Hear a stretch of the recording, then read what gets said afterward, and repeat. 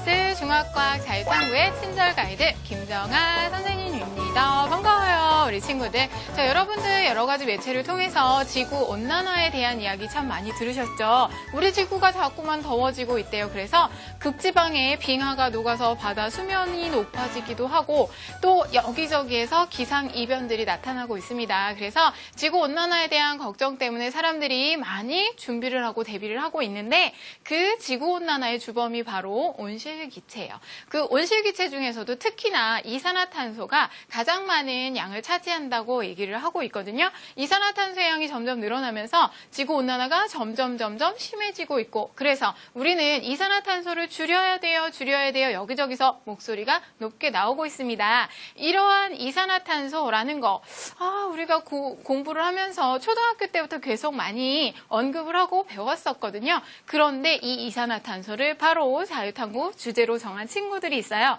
오늘의 주인공들인데요. 우선은 친구들 잠깐 만나보고요. 좀 더 자세한 이야기 나눠보도록 할게요. 오늘의 출연자 박태건, 장규태, 정준영 학생. 이들의 탐구 주제는 바로 CO2가 온실 효과에 미치는 영향.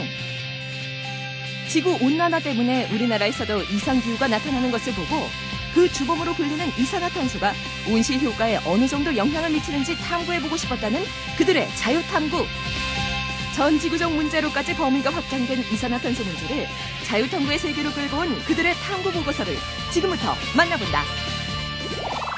자, 우리 친구들 지금 만나본 결과 지구의 온실 효과에 대해서 살짝 알아봐야겠다라는 생각이 들지 않나요? 온실 효과하고 온난화는 약간 차이가 있거든요. 그거에 대해서 선생님이 정리를 해드려보도록 할 건데 오늘 자유탐구를 살펴보기 위해서 필요한 배경 지식이기도 합니다. 자, 여러분들이요 중학교 3학년 과정에서 대기순환과 날씨 변화 파트를 공부를 하시다 보면 우리 지구는 대기를 가지고 있어요. 그래서 생물이 살아갈 수 있습니다. 라고 배우게 될 건데요. 이 대기가 하는 역할 중요합니다. 우선은 첫 번째, 지구를 보온하는 역할을 해요. 지구를 보온하는 역할, 이게 바로 중요한 거거든요. 네, 그 전에 또 다른 역할들 한번 선생님이랑 이야기를 해보고 보온의 역할 이야기해볼게요. 먼저 지구를 보호하는 역할도 합니다. 보호? 자, 지구가 있으면 지구는 중력이 존재를 하죠. 중력이라는 건 자기 주변에 있는 모든 것들을 다 잡아당기는 힘이 존재를 하거든요. 그래서 바깥으로부터 무언가가 끌려 들어올 수 있게 돼요. 근데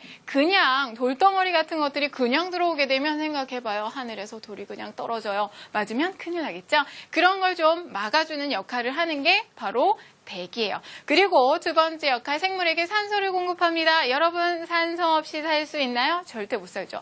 아마 잠시도 숨을 멈추고 살 수 없을 거야. 이렇게 산소를 공급하는 역할을 하고요. 또 하나, 해로운 자외선을 차단해줍니다. 대기층 안에는 오존층이 존재를 하고요. 그 오존층에서 자외선을 차단해줘요. 근데 이 자외선도 사실은 조금 문제가 있죠. 오존층이 자꾸만 얇아지면서 자외선이 많이 들어오고 있고요. 그래서 너무 해가 강한 날에는 바깥에 나가지 마세요. 라는 뉴스가 나오기도 합니다. 선생님도 자외선 때문에 막 기미가 많이 생겼어요. 화장으로 다 덮어놔서 그런데 엄청난 기미, 이런 것들이 바로 자외선 때문에 나타나는데 원래는 기본적으로 대기권이 막아줍니다. 그리고 나서 아까 처음에 얘기했던 지구 보온의 효과 있죠.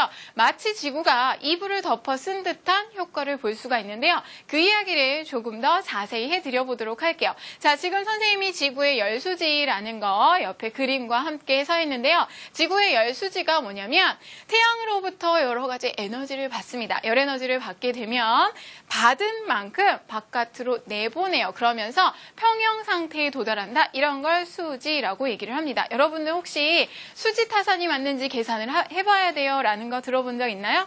들어오고 나가는 게 같아야 되거든요. 자, 그럼 어떻게 같아지는지 한번 보도록 할게요.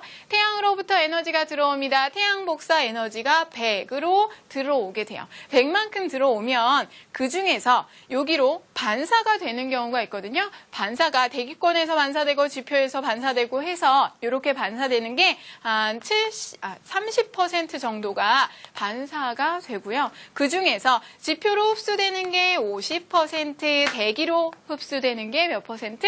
20% 정도가 돼요. 그러면 100을 줬는데 50, 20% 흡수했고 30이니까 전체 합치면 100% 만들어지죠. 그 과정에서 요 50, 20, 70%가요. 다시 전부 바깥으로 나가야 합니다. 그렇게 해야 열수지가 맞추어지는 건데, 근데 우리 대기 중에는 조금 아까 얘기했던 온실기체라는 게 있죠. 이산화탄소와 수증기, 메테인가스 이런 것들이 다 온실기체에 속하게 되는데요. 여기서 방출되는 에너지 일부를 자기들이 가져요. 내가 이걸 가지고 있어야지 저장을 합니다. 저장을 하고 있다가 밤이 되면 다시 이렇게 고열에너지를 지구로 보내주면 지구의 온도가 살짝 올라가겠죠. 이런 걸 우리는 지구의 열수지라고 하고, 그 과정에서 일어나는 걸 우리는 뭐라고 하니?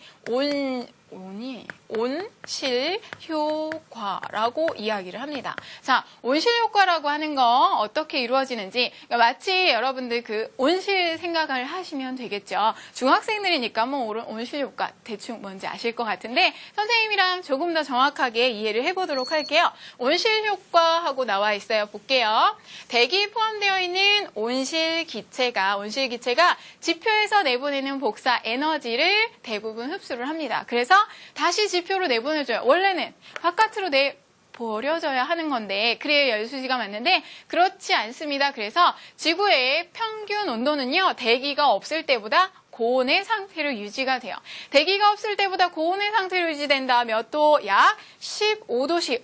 우리나라는 15도보다 훨씬 더운 날도 있는데, 자, 지금 여기서 말하는 15도는요, 극지방과 적도지방 이 전체를 다 합쳐서 평균을 낸 값이에요. 전체 평균을 냈을 때 15도씨로 복사평형에 도달을 합니다. 복사평형이라는 건 더 이상 온도 변화가 나타나지 않는 상태를 얘기하는데요. 자, 여러분들 만약에 대기가 없다면 지구는요, 영하 18도씨에서 복사평형을 이루게 된대요.